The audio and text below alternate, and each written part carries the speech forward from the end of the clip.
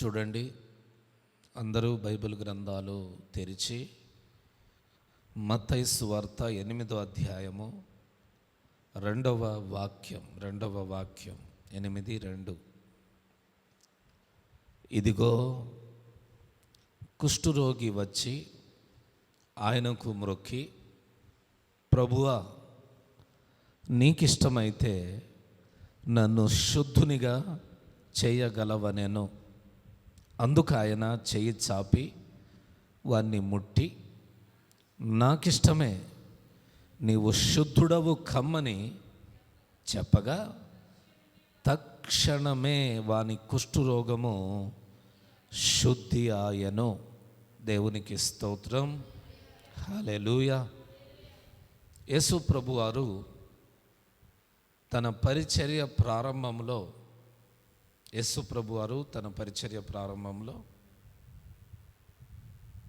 ఒక కొండ మీదికి వెళ్తారు.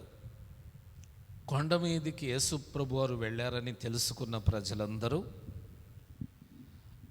యేసయ్య నోట్లో నుండి వచ్చే ఆ పరలోక మర్మములు, ఆ పరలోక విషయాలను తెలుసుకోవడానికి విస్తారమైన ప్రజలు ఆయన దగ్గరకు వస్తారు.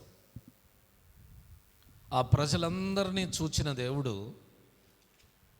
అక్కడున్న వారందరికీ సమృద్ధిగా వాక్య భోజనం పెడతాడు.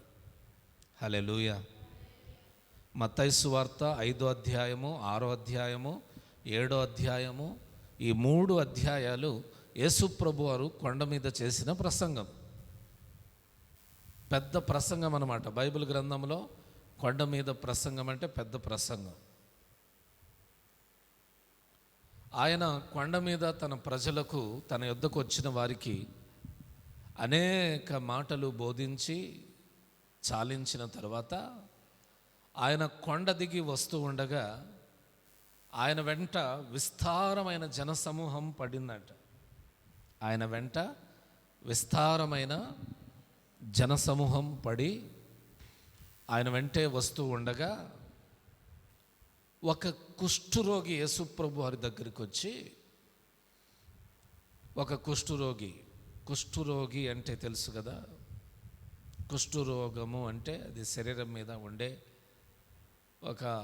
అది రకరకాలుగా ఉంటుంది, రకరకాల స్థలాల్లో ఉంటుంది. అది పూర్వకాలమందు కుష్ఠరోగం లేకపోతే కుష్ఠరోగులను గురించి పూర్వకాలమందు ఉన్న చరిత్రను గమనిస్తే, ఎవరికైనా కుష్ఠరోగం వస్తే అతడు ఊరి బయట ఉండాలి. ఎక్కడుండాలి? ఊరి బయట ఉండాలి. ఊళ్ళో ఉండడానికి వీల్లేదు. ఊరి బయట ఉంటాడు. భార్య పిల్లలు లేరు, తల్లిదండ్రులు లేరు, అందరిని విడిచిపెట్టి అనాథగా ఊరి బయట పడి ఉండాలి. అలాంటి స్థితిలో ఉన్నటువంటి ఒక వ్యక్తి యేసు ప్రభు దగ్గరికి వచ్చి, ప్రభువా, నీకు ఇష్టమైతే, ఆయన చెప్తున్నటువంటి మాట చూడండి, ప్రభువా, నీకు ఇష్టమైతే నన్ను శుద్ధునిగా చేయగలవు అంటూ ఉన్నాడు. మంచి ప్రార్థన ఇది. ఒక రకంగా చెప్పాలంటే, నీకేదేమైనా నాకు ఇది కావాలి ప్రభువా, దాన్ని నాకు ఇవ్వండి అని మనం ప్రార్థన చేస్తాం.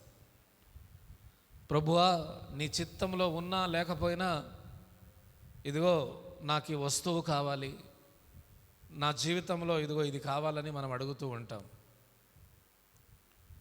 సాధారణంగా అందరూ చేసే ప్రార్థన ఇలాంటిదే, ఇలాగే ఉంటుంది. కానీ కుష్ఠరోగి మాత్రం, ప్రభువా, నీకు ఇష్టమైతే నన్ను శుద్ధునిగా చేయగలవని అడుగుతున్నాడంటే అర్థం ఏంటి? ప్రభువా, నీ చిత్తమైతే నన్ను బాగు చేయమని దేవుని దగ్గర అడుగుతూ ఉన్నాడు. ఇప్పుడు మీకు ఒక చిన్న ప్రశ్న, మనం బాగుండాలని దేవుని చిత్తం ఉంటుందా? అంటే దేవుని చిత్తంలో అంటే దేవుడు మనం బాగుండాలని కోరుకుంటాడంటారా, బాగుండకూడదని కోరుకుంటాడంటారా? దేవుని పిల్లలమైన మనం బాగుండాలనే కోరుకుంటాడు దేవుడు కదా. మనం ఎప్పుడూ బాగుండాలి, ఎప్పుడూ సమృద్ధి కలిగి ఉండాలి, ఏ కొరత లేకుండా ఉండాలి, మంచి స్థితిలో ఉండాలి, మంచి స్థితి కలిగి నెమ్మది కలిగి ఉండాలి. అలాగనే సమాజంలో గౌరవ ప్రతిష్టలు కలిగి ఉండాలి. మంచి పొజిషన్లో ఉండాలి. మన బిడ్డలను గూర్చి మనం ఎలా ఆశపడతామో పరలోకమందున్న మన తండ్రి కూడా మన విషయమై అలాగే ఆశపడతాడు. ఖచ్చితంగా ఈ కుష్ఠరోగి చేసిన ప్రార్థనకు దేవుడు ఇచ్చిన సమాధానము, వెనువెంటనే ఇచ్చిన సమాధానం చూడండి. బిడ్డ, నీ కుష్ఠరోగం నుండి నువ్వు విడుదల పొందడం, బాగుపడడం నాకిష్టమే, నువ్వు శుద్ధుడవు కమ్ము. చెయ్యి చాపి వాణ్ణి ముట్టాడట. దేవునికి మహిమ కలుగునుగా. అనారోగ్యముతో బాధపడుతూ తల్లిదండ్రులు, బంధుమిత్రులు అందరికీ దూరమై ఊరి బయట సత్రములో పడి ఉంటూ ఒక నరకముతో కూడినటువంటి, లేకపోతే నరకములో ఉండేటటువంటి జీవితాన్ని, నరక యాతనను అనుభవిస్తున్నటువంటి ఆ వ్యక్తి, నీకు ఇష్టమైతే నన్ను శుద్ధునిగా చేయగలవని అడిగితే యేసుప్రభు వారు చెప్పినటువంటి మాట, నాకిష్టమే, నువ్వు శుద్ధుడవు కమ్ము అని చెప్పాడు. వెంటనే వాని కుష్ఠరోగం వాడిని విడిచిపెట్టి వెళ్ళిపోయిందంట. దేవునికి స్తోత్రం. యేసుప్రభు వారు తన చెయ్యి చాపి ముట్టగానే అతనిలో ఉన్న ఎన్నో సంవత్సరాలుగా అతన్ని ఇబ్బందులకు గురి చేస్తున్నటువంటి ఆ కుష్ఠరోగం అతన్ని విడిచిపెట్టి వెళ్ళిపోయిందంట. హల్లెలూయా. దీన్ని బట్టి నాకేం అర్థమవుతుందంటే, నేను ఆరోగ్యంగా ఉండాలని నేను ఆరాధిస్తున్న యేసు ప్రభు వారు ఇష్టపడతారు. నీవు కూడా నమ్మాలి, నీవు ఆరోగ్యంగా ఉండాలని దేవుడు ఇష్టపడతాడు. నువ్వు ఆనందంగా ఉండాలని దేవుడు ఇష్టపడతాడు. నీవు మంచి ఫలములతో ఉండాలని దేవుడు నీ విషయమై ఇష్టపడతాడు. ఈ సమాజంలో ఒక ఉన్నతమైన జీవితం కలిగి నీవు జీవించాలని మనం ఆరాధిస్తున్నటువంటి ప్రభు అయిన యేసుక్రీస్తు వారు ఇష్టపడతాడు. మనకు మేలు చేయడం ఆయనకిష్టం. మనం మేళ్ళు పొందుకోవడం ఆయనకిష్టం. మనకు మంచి జరగడం ఆయనకిష్టం. మనం లాభపడడం ఆయనకిష్టం. మనం సమాధానంగా బ్రతకడం ఆయనకిష్టం. మంచి ఫలములు ఫలిస్తూ బ్రతకడం ఆయనకిష్టం. టోటల్గా ఈ సమాజంలో కష్టాల కన్నీళ్లమయమైన జీవితం కాకుండా మేలుకరమైన మంచితనముతో కూడిన గొప్ప జీవితం కలిగి బ్రతకడం మన ప్రభు అయిన యేసుక్రీస్తు వారికి ఇష్టం. హల్లెలూయా. గుర్తుపెట్టుకోండి, ప్రపంచంలో ఎవ్వరూ ఈ రీతిగా మన ఎడల ఇష్టం కలిగి ఉండరు. మనం పాడైపోవాలని కోరుకునేవారు చాలామంది ఉంటారండి. మనం బాగుపడకూడదని కోరుకునేవాళ్ళు మన చుట్టూ చాలామంది ఉంటారండి. మనకు మేలు జరగకూడదని ఆశించేవాళ్ళు చాలామంది ఉంటారు మన చుట్టూ. కష్టాల్లో బాధల్లో శ్రమల్లో చిక్కుల్లో పడి కృంగిపోవాలని ఆశించేవారు. మనకేదైనా కష్టం వస్తే ఆనందించేవారు. మనకేదైనా బాధ కలిగితే ఆనందించేవారు సమాజంలో ఉంటారు.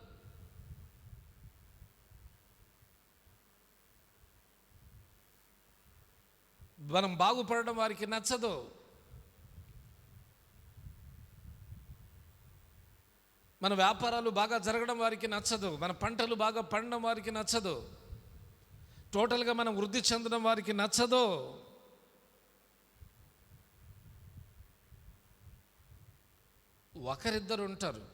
ఒకరిద్దరు ఉంటారు బాగుపడితే ఆనందించేవాళ్ళు, మేలు పొందితే ఆనందించేవాళ్ళు.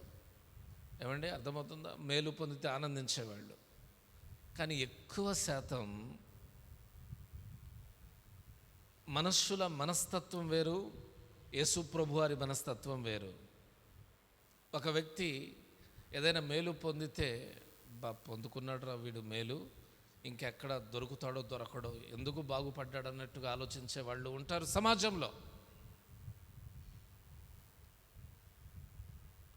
కానీ ప్రభు అయిన దేవుడు అన్ని విషయాలలో అన్ని విధాలుగా మన మేలు పొందుకోవాలని ఇష్టపడేవాడు దేవుడు. దేవునికి మహిమ కలుగునుగాక. చూడండి, నీ బంధువులలో, నీ స్నేహితులలో నేను చెప్పిన ఇలాంటి మనుష్యులు ఎప్పుడైనా ఎదురుపడ్డారా? ఎదురుపడలేదా? ఖచ్చితంగా ఎదురుపడతారు. వారు నోటితో ఎలా మాట్లాడతారు? నోటితో ప్రేమగా మాట్లాడతారు. నోటితో ప్రేమగా మాట్లాడతారు. నోటితో నీ వ్యాపారం వృద్ధి చెందాలి నాయనా అంటారు. అలాగుననే నీ పంటలు బాగా పండాలి నాయనా అంటారు. నీ పశువులు వృద్ధి చెందాలి నాయనా అంటారు. కానీ హృదయంలో వీడు బాగుపడకూడదు, ఏమండి, వీడి వ్యాపారం బాగా జరగకూడదు, వీరి పంటలు చక్కగా పండకూడదు, ఇలాగున ఆశించే సమాజంలో మనం ఉన్నాం. సమాజం చెడిపోయిందండి. మనుషులలో చెడు స్వభావం వచ్చేసింది. పౌలు గారు భయపడుతూ ఉంటాడంట, చేదైన వేరు ఏదైనా మొలుస్తుందేమోనని. మనుషులలో చేదైన వేరు ప్రారంభమైంది. ఆ చేదైన వేరు ఎక్కడి దాకా తీసుకెళ్తుందో తెలియదు. కానీ మనుషులను నమ్మడానికి వీలు లేదు. మనుషులను నమ్మడానికి వీలు లేదు. చాలామంది విశ్వాసులలో మనస్ఫూర్తిగా ఇతరులు బాగుపడాలని ప్రార్థన చేయరు. కొంతమంది నేను ప్రార్థన చేస్తే వాళ్ళు ఎక్కడ బాగుపడిపోతారోనని, మేలు పొందుకుంటారోనని, వారు ఎక్కడ జయం పొందుకుంటారోనని. నిజమండి. నేను మనఃపూర్వకంగా ప్రార్థన చేస్తే ఎక్కడ బాగుపడిపోతాడోనని ప్రార్థన చేయని వాళ్ళు ఉంటారు. విశ్వాసుల్లో కూడా మంచోళ్ళు కనబడట్లేదు. టోటల్గా ఎవరికి నమ్మడానికి వీల్లేని పరిస్థితులలో, ఎవరిని నమ్మడానికి వీల్లేనటువంటి పరిస్థితులలో మనం ఉండగా, ఇదిగో మనస్సులు, అర్థమవుతుందా? మనస్సులు నీవు బాగుపడకూడదని అనుకున్నా,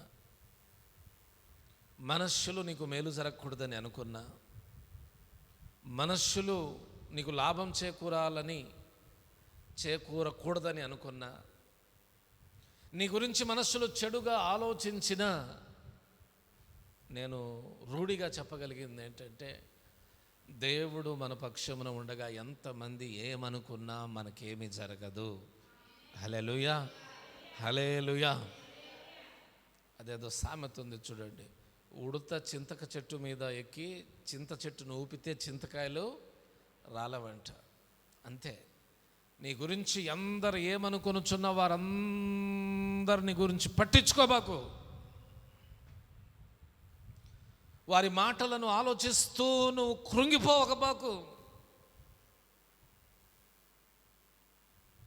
నీ క్షేమాన్ని కోరే దేవుడు నీకుండగా నువ్వు భయపడొద్దు. నీ ఆరోగ్యాన్ని కోరే దేవుడు నీకుండగా నువ్వు భయపడొద్దు. నీ అభివృద్ధిని కోరే దేవుడు నీకుండగా నీవు భయపడొద్దు. నీ ఉన్నత స్థితిని కోరుకునే దేవుడు నీకుండగా నువ్వు భయపడొద్దు. మాట్లాడుకొని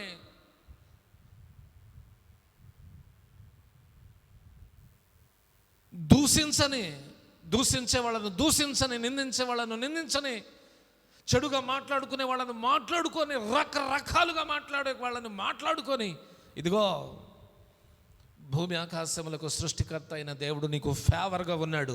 దేవునికి మహిమ కలుగునుగాక. ఆయన నీ వైపు ఉన్నాడు. హల్లెలూయా. ఆయన నిన్ను చూస్తున్నాడు. హల్లెలూయా. ఆయన అన్నాడు, నాకిష్టమే, నువ్వు శుద్ధుడవు కమ్ము.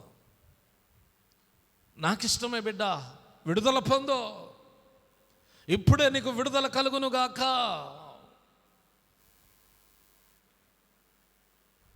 ఇక్కడ ఎవరైనా అనారోగ్యంతో బాధపడుతూ ఉన్నట్లయితే మీరు ఆరోగ్యం పొందుకోవడం దేవునికి ఇష్టం కాబట్టి మీకు ఆరోగ్యము కలుగునుగాక. హల్లెలూయా. సమాధానం మీకు కలుగునుగాక, నెమ్మది మీకు కలుగునుగాక, అభివృద్ధి మీకు కలుగునుగాక, జయం మీకు కలుగునుగాక, నిత్యమైన కృప మీకు కలుగునుగాక.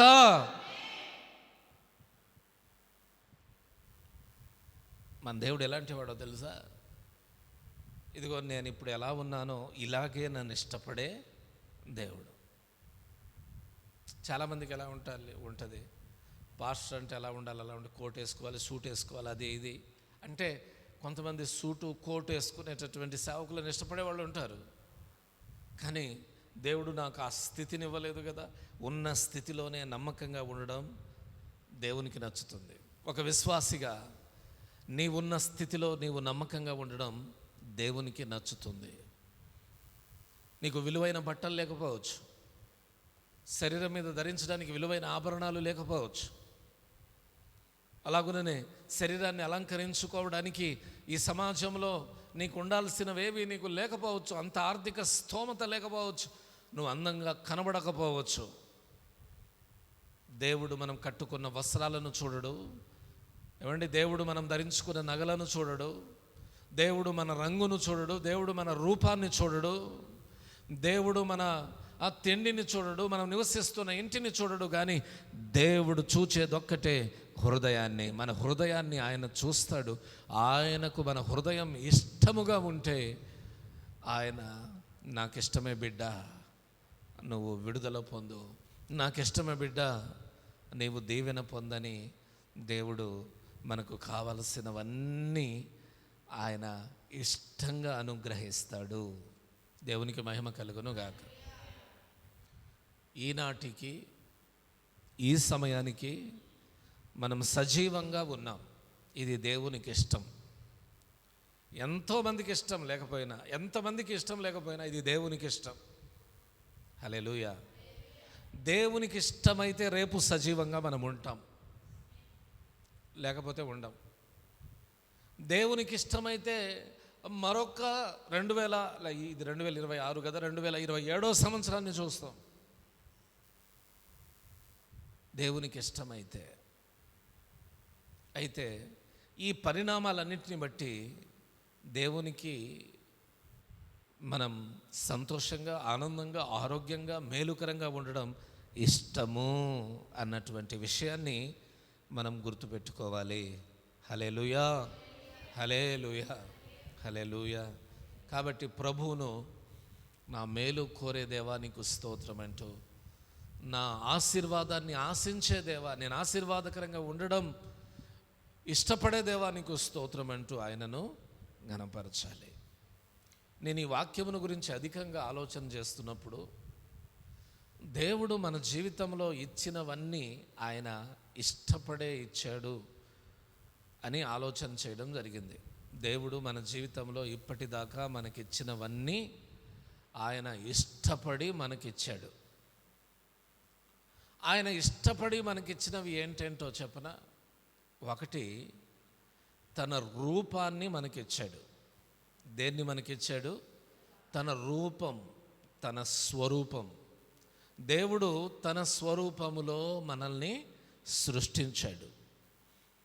దేవుడు ఆత్మస్వరూపుడు కదా, మనకి ఇప్పుడు కనబడట్లే. ఆయన ఒక రూపాన్ని ధరించుకుంటే ఎవరిలాగా ఉంటాడు? ఏమండి, అడవిలో సింహంలాగా ఉంటాడా? లేకపోతే ఎత్తుగా ఎగిరే పక్షిరాజు గ్రద్దవలే ఉంటాడా? కాదు, మనిషిలాగా ఉంటాడు. అందుకే దేవుడు 2000 సంవత్సరాల క్రితం ఈ భూమి మీద ఎవరి రూపంలో పుట్టాడు? మనిషి రూపంలో పుట్టాడు. ఆ మనిషికి కలిగినటువంటి ఆ రూపం ఎవరిది? దేవునిది. దేవుడు మనిషిని సృష్టించేటప్పుడంట మన రూపములో, మన పోలిక చొప్పున నరుణ్ణి సృష్టిద్దాం అని అనుకున్నాడట దేవుడు. దేవునికి మహిమ కలుగును గాక. దేవుడు ఆకాశ పక్షులను, భూమిని, ఈ కనబడుతున్నటువంటి సమస్త సృష్టిని యావత్తును సృష్టించి మనిషిని సృష్టించేటప్పుడు నరుణ్ణి ఎలా సృష్టిస్తే బాగుంటుంది అని ఆలోచన చేసి చివరికి నా రూపాన్ని ఇస్తే బాగుంటుందని దేవుడు అనుకొని మానవులమైన మనకు తన రూపాన్ని ఇచ్చాడు. దేవుడు మనకు తన రూపాన్ని ఇవ్వడం ఆయనకి ఇష్టమైంది. హల్లెలూయా. తన స్వరూపాన్ని, తన పోలికనిచ్చాడు. తన పోలికను మనకిచ్చాడు. ఎంత ధన్యులమో కదా మనం. అందుకనే ఈ భూమి మీదనున్న అడవిలోని మృగాల కంటే, జంతువుల కంటే, సముద్రంలోని చేపల కంటే, ఆకాశంలో ఎగిరే పక్షుల కంటే, ఈ భూమి మీదనున్న సమస్తమైన వాటికంటే శ్రేష్ఠులు ఎవరు? మనుష్యులు. అన్నిటికంటే శ్రేష్ఠులు ఎవరు? మనుష్యులు. ఎందుకంటే దేవుడు మనిషికి తన స్వరూపం ఇచ్చాడు, తన రూపాన్ని ఇచ్చాడు, తన రూపములో మనల్ని సృష్టించాడు. మనకు తన రూపాన్నే ఇచ్చిన దేవుడు ఇంకేమి ఇవ్వకుండా ఉంటాడో ఆలోచన చేయండి. దేవునికి మహిమ కలుగును గాక. హల్లెలూయా, హల్లెలూయా. ఇది నా రూపం, దేవుని స్వరూపం. నీ రూపం దేవుని స్వరూపం. మనమందరం దైవ స్వరూపులం. ఏది? 2 చేతులు అయితే స్తోత్రం చెప్పండి. దేవుడు మనకు తన స్వరూపాన్ని ఇచ్చినందుకు మరొకసారి హల్లెలూయా. దేవుడు మనకు తన స్వరూపాన్ని ఇచ్చి ఇంకా మన కొరకు ఏం చేశాడో కొన్ని మాటలు క్లుప్తంగా చెప్తాను చూడండి. ఆదామును దేవుడు సృష్టించిన తర్వాత ఏదెను తోటను కూడా సృష్టించాడు. ఏదెను తోట. ఏ తోట? ఏదెను అనండి. ఏదెను తోట. ఆ తోటలో ఏం చెట్లు ఉన్నాయి పాస్టర్ గారు? ఆ తోటలో ప్రపంచంలో దొరికేటటువంటి అన్ని రకాల పండ్ల చెట్లు ఉన్నాయి. ఇప్పుడు మనం ఆపిల్ కొంటున్నాం కదా, అక్కడ ఆపిల్స్ ఉన్నాయి, కొనే పని లేదు. ద్రాక్షకాయలు కొంటున్నాం కదా, ఆ తోటలో ద్రాక్ష ఉంది, ద్రాక్షకాయలు ఉన్నాయి, గుత్తులు గుత్తులుగా ఉన్నాయి, కానీ కొనే పని లేదు. ఇంకా విలువైన అనేక రకాల ఫ్రూట్స్ కొని తింటున్నాం కదా మనం. ఆ ఏదైనా తోటలో అంతా ఉచితం, ఫ్రీ ఫ్రీ ఫ్రీ ఫ్రీ. ఎవరి కొరకు వేసాడు ఆ తోట? ఏదైనా తోట వేసి ఆ తోటలో త్రాగడానికి నీళ్ల నదులను, కొండలను కాదు, 10 కుండలు నీళ్లు కాదు అక్కడ పెట్టింది, నదులనే సృష్టించాడు దేవుడు. దేవునికి మహిమ కలుగును గాక. ఏదైనా తోటలో నుండి నదులు పారుతూ ఉన్నాయి. ఇప్పుడు ఆదాము కొరకు ఏదైనా తోటను, నదులను సృష్టించి ఏదైనా తోటలో పెట్టాడు. ఆదాము కష్టపడేది ఏమి లేదు. ఉదయాన్నే లేచాడు, ఉదయాన్నే లేస్తాడు, ఉదయాన్నే లేచి ముఖం కడుక్కుంటాడు, నదిలోకి వెళ్ళి స్నానం చేసుకుంటాడు, బయటకు వస్తాడు, తనకు నచ్చిన ఫ్రూట్ తింటాడు. ఒక్కొక్క రోజు ఒక్కొక్క ఫలాన్ని తింటాడు. రోజు ఆపిలే తినడు. ఆ రోజు ఒకే పదార్థాన్ని తింటే తినగా తినగా గారెలు కూడా చేదంట. రోజు ఆపిల్స్నే తింటే అవి కూడా రుచిని మన నాలుకకు అంత రుచిగా అనిపించవు. రోజు దానిమ్మకాయలనే తింటున్నాం అనుకోండి, అవి తిని తిని తిని తిని రోజు మనం తింటూ ఉండడం వల్ల మన నాలుకకు రుచిగా అనిపించవు. ఇప్పుడు ఆదాముకు ఆ బాధ లేదు. తోటలో విస్తారమైన పండ్ల చెట్లు ఉన్నాయి. రోజుకొక పండు తింటాడు. రోజుకొక చెట్టు దగ్గరికి వెళ్ళి ఇష్టం వచ్చింది కోసుకొని తింటాడు. తర్వాత అతనికి తోడుగా హవ్వను కూడా సృష్టించాడు. ఇప్పుడు ఒక్కరు కాస్త ఇద్దరు అయ్యారు. భార్యాభర్తలుగా వారు జీవిస్తూ ఇంకేముంది, ఉదయాన్నే లేస్తారు. ఇప్పుడు మీరందరూ ఉదయాన్నే లేచి ప్రార్థన చేసుకొని అంట్లుతో మీ టిఫిన్లు చేసి, భోజనాలు చేసి, అవి చేసి ఇవి చేసి లేచినప్పటి నుండి పడుకునే పోయే వరకు ఆ వంట రూమ్ని విడిచిపెట్టే పనే లేకుండా కష్టపడుతూ ఉన్నారు. చూడండి, ఇలా కష్టపడే పనేమి లేదు అవ్వకే. ఇద్దరు నిద్రలో నుండి లేచారా, కాసేపు అటు ఇటు తిరిగితే తిరుగుతారు, సరదాగా అటు ఇటు తిరిగితే తిరుగుతారు. తర్వాత వేపుల్లో కోసుకొని ముఖాన్ని శుభ్రంగా కడుక్కొని నదిలోకి దిగి స్నానం చేసి బయటకు వచ్చి, నేను ఇందాక చెప్పాను చూడండి, అదే పని. ఆదాముతో హవ్వ అంటుంది, నీకు ఇష్టం వచ్చిన పండు తినేయండి.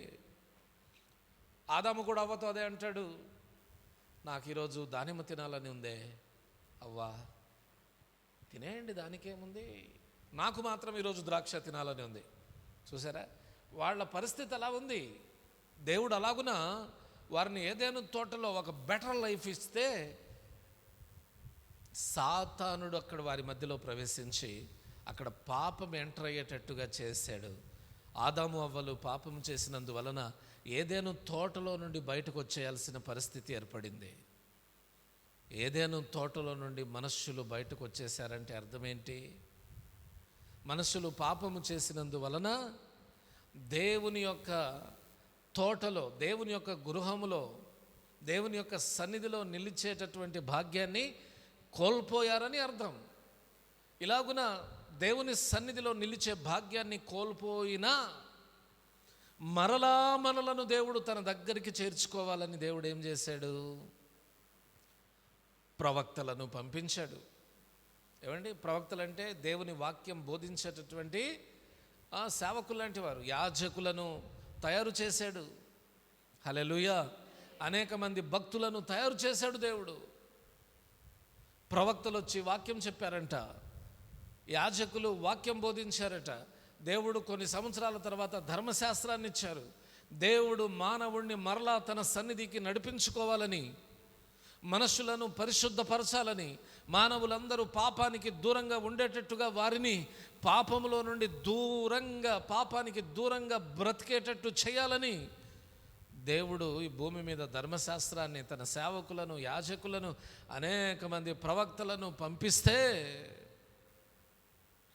మనుషులు ఏం చేశారు? ఆ యాజకుల మాట వినల, ఆ ప్రవక్తల మాటలు వినల, ధర్మశాస్త్రాన్ని లెక్క చేయల. ధర్మశాస్త్రాన్ని తోసేసి యాజకుల మాటలను లెక్క చేయకుండా, అలాగునే ప్రవక్తల మాటలను లెక్క చేయకుండా విచ్చల విడిగా ఎవరికి ఇష్టం వచ్చినట్టు వాళ్ళు బ్రతికారు. ఇష్టం వచ్చినట్టు, ఎవరికి ఇష్టం వచ్చినట్లు వాళ్ళు బ్రతికారు. ఎవరిని పంపించినా, ఎంతమందిని పంపించినా మనుషులలో మార్పు రాకపోయేసరికి దేవుడు ఏం చేశాడో చెప్పనా?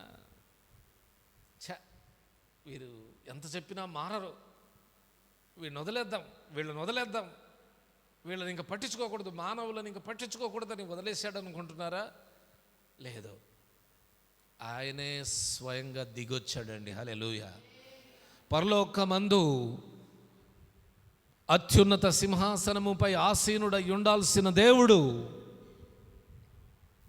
కెరూబులు శరాపులచే నిత్యము పరిశుద్ధుడు పరిశుద్ధుడు పరిశుద్ధుడని స్తుతించబడుతూ ఎప్పుడు ఆ మహిమలో వసించే దేవుడు మానవులమైన మనల్ని ప్రేమించి మరలా మనల్ని తన సన్నిధిలో నిలబెట్టేందుకు ఇష్టము గలవాడై ఈ లోకానికి వచ్చి ఏం చేశాడు? ఈ లోకానికి వచ్చి మనుషులందరినీ హాయ్ బాయ్ టాటా సీయు చేతులు ఊపుకుంటూ సరదాగా 4 రోజులు గడిపేస్తూ వెళ్ళిపోయాడు అనుకుంటున్నారా? అప్పుడప్పుడు పనులన్నీ అయిపోయిన తర్వాత, ఏమండి, ఇంటి పనులన్నీ అయిపోయిన తర్వాత, పొలం పనులన్నీ అయిపోయిన తర్వాత కొందరు ఎక్కడికి వెళ్తూ ఉంటారు? పిల్లలకు స్కూల్కి సెలవులు ఇచ్చిన తర్వాత అక్కడికి వెళుతూ తిరుగుతూ ఉంటారు. కొంతమంది యాత్రలు చేస్తూ ఉంటారు. సరదాగా కొన్ని ప్రాంతాలకు, కొన్ని ప్రదేశాలకు వెళ్ళి తిరిగి వస్తూ ఉంటారు. అలాగున్న దేవుడు పరలోకంలో ఉండి పరలోకం బోర్ కొట్టేసి ఈ భూమి మీదకి వచ్చి 33.5 సంవత్సరాలు సరదాగా విహారయాత్ర చేసుకొని వెళ్ళడానికి వచ్చాడు అనుకుంటున్నారా? సరదాగా మనుషులతో గడిపి ఫోటోలు దిగి, ఇదిగో నేను ఫలానా వ్యక్తితో ఫోటో దిగానని ఆ ఫోటోను చూస్తూ ఎల్లప్పుడూ ఆనందించడానికి, సంబరపడడానికి ఈ భూమి మీదకి దిగి వచ్చాడు అనుకుంటున్నారా? కాదండి. పాపాత్ములమైన మనలను తనకి దగ్గరగా చేసుకోవడానికి, మన మీదనున్న ఆ పాపమును, మన మీదనున్న ఆ శాపమును, మనకు విరోధముగా ఉన్నటువంటి ఆ శాపమును తన రక్తము చేత కొట్టివేయడానికై తన ప్రాణం పెట్టడానికి లోకానికి వచ్చాడు. ఎంతగా ప్రేమించావు యేసయ్యా నన్ను అంటే, నా బిడ్డ నీ కొరకు నా ప్రాణం పెట్టాను అని చెప్పేంతగా, తన ప్రాణాన్ని మన కొరకు ఇచ్చేంతగా ప్రేమించాడు మన దేవుడు. మనమంటే ఎంత ఇష్టమో ఆలోచించండి. ఎంత ఇష్టం లేకపోతే పరలోక మహిమను విడిచిపెడతాడు దేవుడు. అపోస్తలుడైన పౌలు ఫిలిప్పీలకు రాసిన పత్రికలో ఈ మాటలన్నీ చెప్తాడు. పరలోక మహిమను విడిచి భూమి మీదకి దేవుడు దిగి వచ్చి సేవకునిగా, లేకపోతే తను రిక్తునిగా చేసుకొని మన కొరకు ఆయన ప్రాణాన్ని పెట్టాడట. దేవునికి స్తోత్రం. హల్లెలూయా. ఎందుకయ్యా పరలోకాన్ని విడిచావు? నీ కొరకే బిడ్డ అంటాడు దేవుడు. ఎందుకు ప్రభువా వాళ్ళందరూ 39 కొరడా దెబ్బలు కొడుతూ ఉంటే ఎందుకు భరించావు ప్రభువా?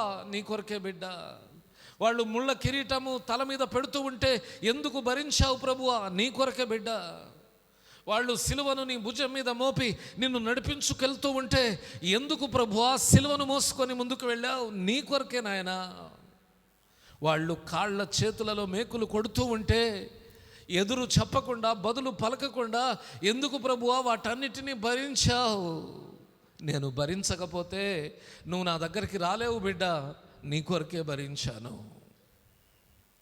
ఎందుకు ప్రభువా సిలువలో ప్రాణం పెట్టావు? నీ కొరకే బిడ్డ. ఈ లోకానికి వచ్చి ఈ లోకంలో సమాధి కావాల్సిన అవసరం నీకేమొచ్చింది ప్రభువా? నీ కొరకే బిడ్డ, నిన్ను విమోచించడానికే, నేనుండు స్థలములో నిన్ను తీసుకొని వెళ్ళడానికే ఈ కష్టమంతా భరిస్తున్నాను. పరలోక రాజ్యంలో నిన్ను చేర్చడానికే ఈ బాధలన్నీ భరిస్తూ ఉన్నాను.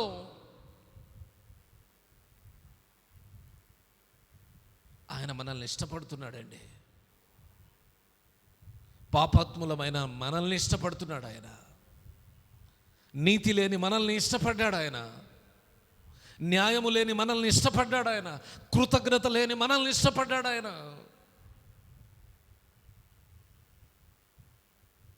శాపములో బ్రతుకుతున్న మనల్ని ఇష్టపడ్డాడు ఆయన. మనల్ని ఇష్టపడి తానుండు స్థలములో మనల్ని ఉంచడానికి ఆయన మన కొరకు ఈ లోకానికి వచ్చాడు. హల్లెలూయా. యోహాను సువార్త 14వ అధ్యాయం 1-2 వచనాలు మీరు చదువుకుంటే, అక్కడ నా తండ్రి ఇంట అనేక నివాసాలు ఉన్నాయి అని అంటాడు దేవుడు. నేను మీ కొరకు నివాసాలు సిద్ధపరచడానికి వెళుతున్నాను అని సెలవిస్తాడు దేవుడు. అంటే పరలోకంలో మన కొరకు గృహాలు ఉన్నాయి. గృహాలను సిద్ధపరుస్తున్నాడు దేవుడు.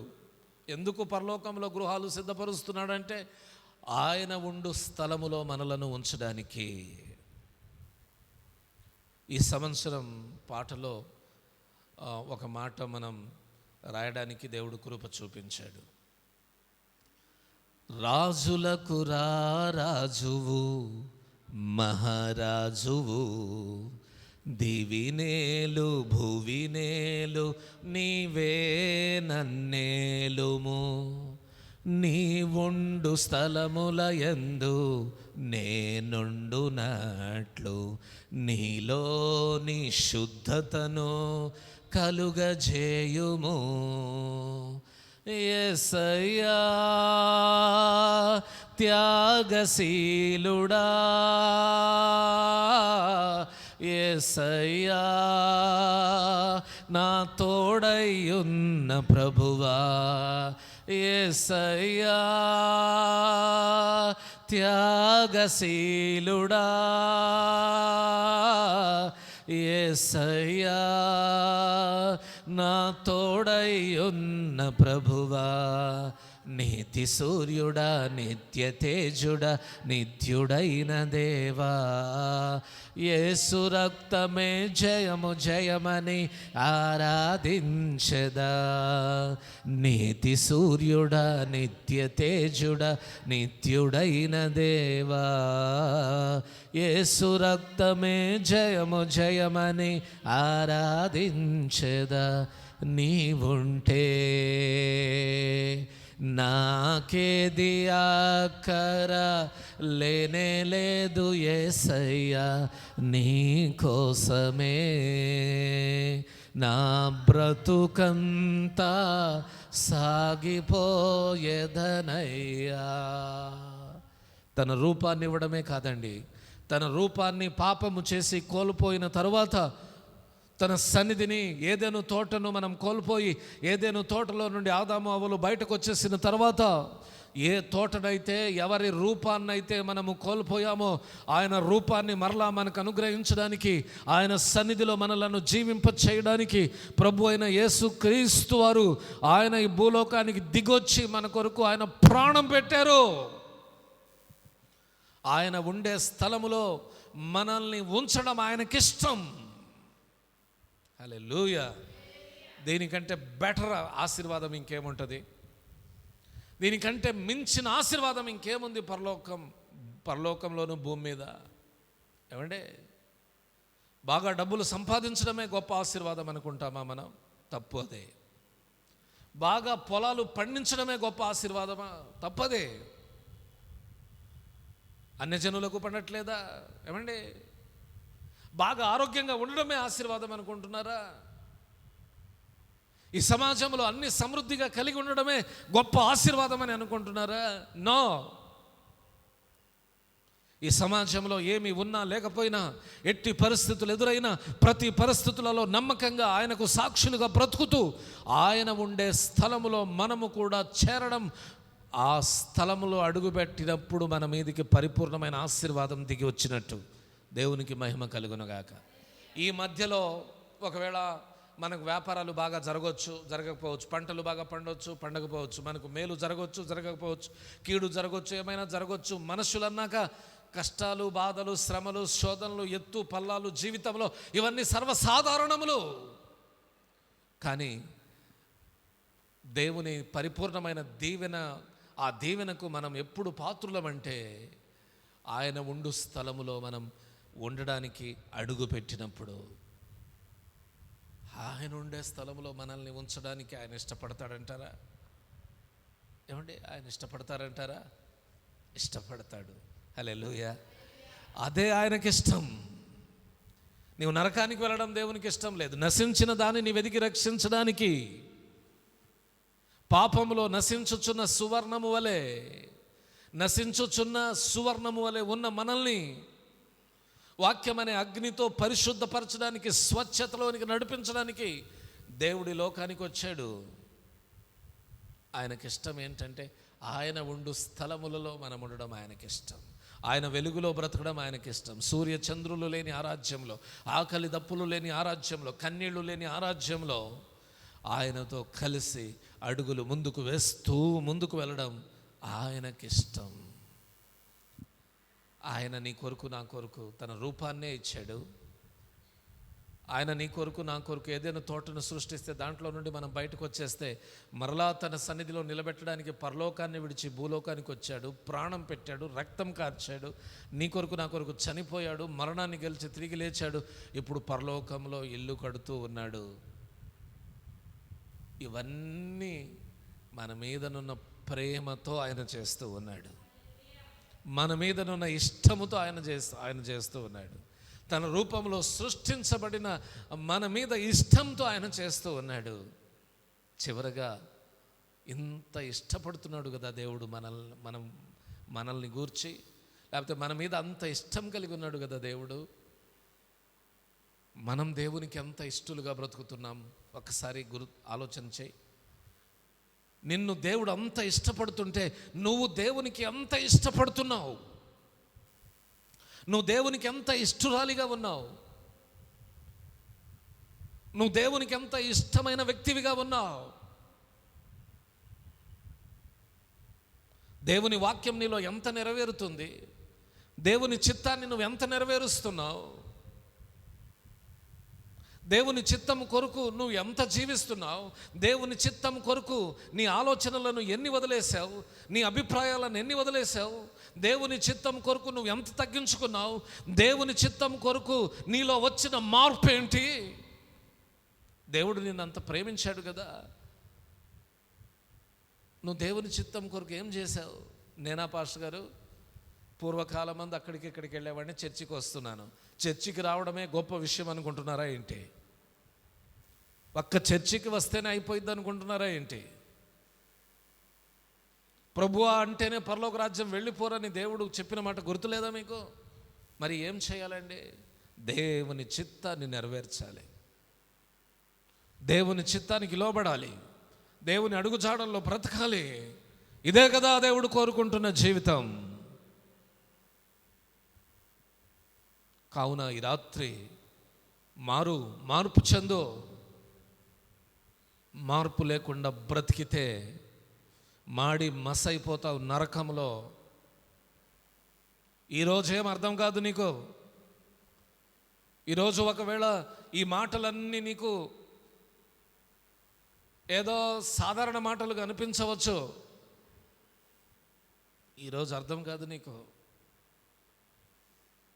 ఈ మాటలన్నీ రేపు జరుగుతూ ఉన్నప్పుడు, అయ్యో ఆ రోజున మా సేవకుని మాటను మేము వినలేదే, వాక్యం చెవుల్లోకి వెళుతున్నా పెడచెవి పెట్టానే. దుర్దినములు రాకముందే, సర్వం కోల్పోకముందే, అంధత్వం కమ్మకముందే, ఉగ్రత దిగిరాకముందే, దుర్దినములు రాకముందే, తర్వాత సర్వం కోల్పోకముందే, అంధత్వం కమ్మకముందే, ఉగ్రత దిగిరాకముందే, చేర్చుకో యేసుని అనుకూల సమయమున, ఆలస్యం చేయక. ఆలస్యం చేయొద్దండి. ఆలస్యం చేసే రోజులు కావు. ఈ శనివారం కాకపోతే ఇంకొక శనివారం, ఈ ఆదివారం కాకపోతే ఇంకొక ఆదివారం, ఇలాగున వాయిదాలు వేసే టైం కూడా కాదు. ప్రపంచంలో జరుగుతున్న పరిణామాలన్నింటినీ బట్టి చూస్తే దేవుని రాకడ ఎంతో ఆలస్యం లేదని అనిపిస్తుంది. ఒకవేళ యేసు ప్రభువారు ఈ రాత్రే వస్తే మనం ఎక్కడికి వెళ్తాం? ఆయన ఉండు స్థలానికి వెళ్తామా, లేకపోతే సాతానుడు ఉండే స్థలానికి వెళ్తామా? పరలోకంలో యేసు ఉంటాడు, నరకంలో ఎవరుంటారు? సాతానుడు ఉంటాడు. ఈ భూమి మీద సాతానుడిలాగా ఆలోచన చేస్తూ, సాతానుడి చిత్తాన్ని నెరవేరుస్తూ, సాతాను వలే, సాతాను స్వభావము కలిగి నీవు బ్రతికినప్పుడు సాతానుడు ఉండే స్థలానికే వెళతావు. దేవునిలాగా తగ్గించుకున్నప్పుడు, దేవునిలాగా తన చిత్తాన్ని నెరవేర్చినప్పుడు, దేవుని మాటలను లక్ష్య పెట్టినప్పుడు, దేవుని వాక్యానికి అనుగుణంగా జీవించినప్పుడు ఆయన ఉండు స్థలానికి వెళ్తావు. ఎక్కడికి వెళ్తావు? పరలోకానికి వెళ్ళు. నిత్యం దేవునితో బ్రతుకు. దేవుడు కూడా ఆశపడుతుంది అదే.